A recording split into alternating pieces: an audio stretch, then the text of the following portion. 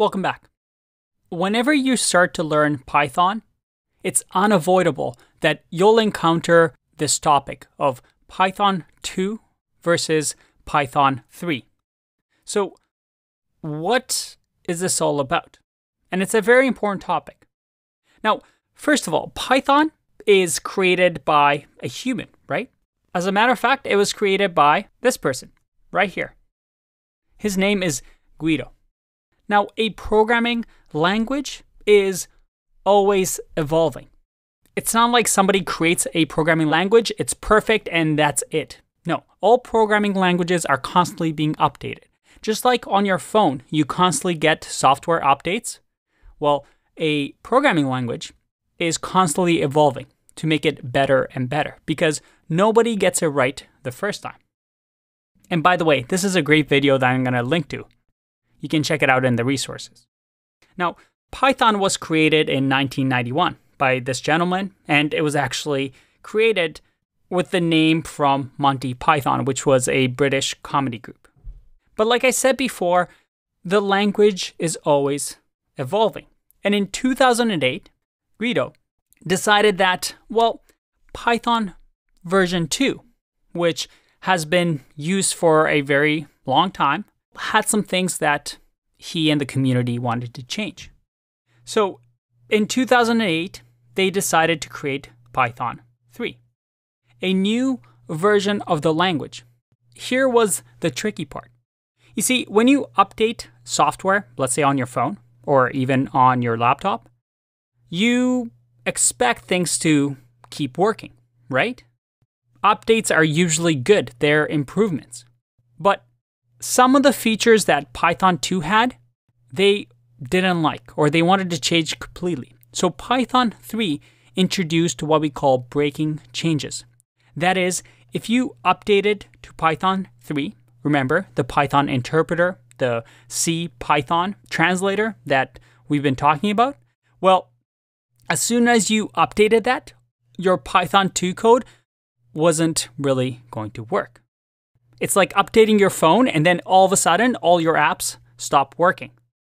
That doesn't sound very good, does it? That's pretty much what happened in 2008. Most companies that wrote their code in Python version 2 just kept Python version 2 because, well, for them to upgrade meant that they had to go through their code line by line and make some changes. Now, these changes weren't that significant. For example, I'll link to some resources, but don't worry, these are topics that we're going to cover throughout the course. But different things wouldn't work. For example, the print function, which we've learned about, in Python 2, it didn't have the brackets. It looked like this. And Python 3 used the brackets. So all the code that had print like this would break.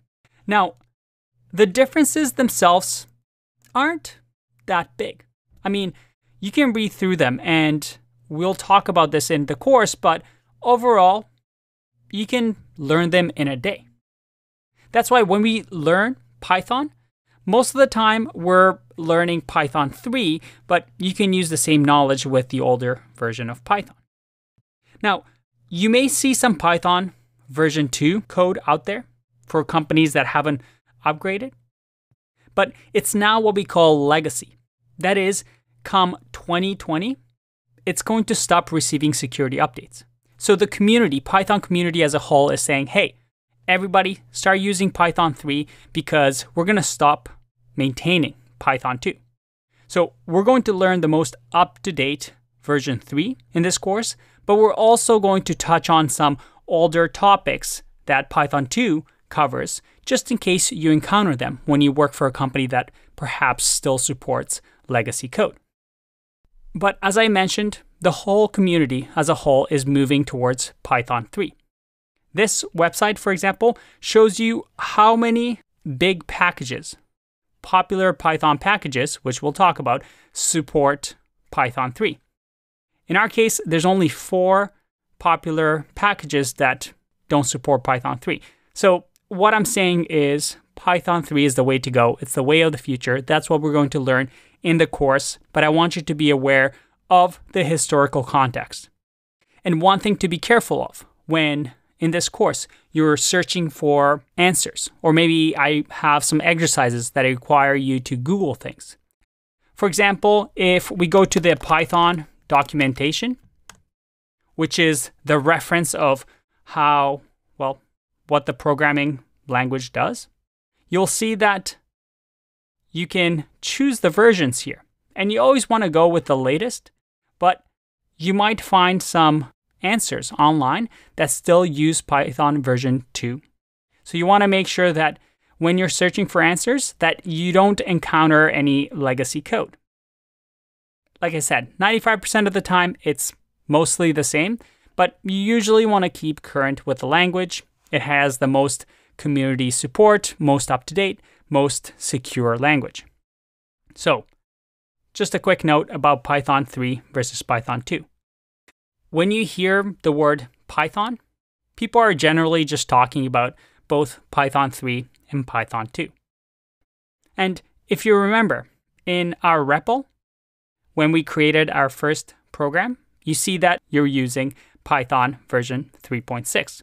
This is the default standard version that REPL comes with. So right away, we know that we're using Python 3. Awesome. It's up to date. It's new. The whole community is behind it. Well, most of the community is behind it. So we're all good to go. I'll see you in the next video. Bye-bye.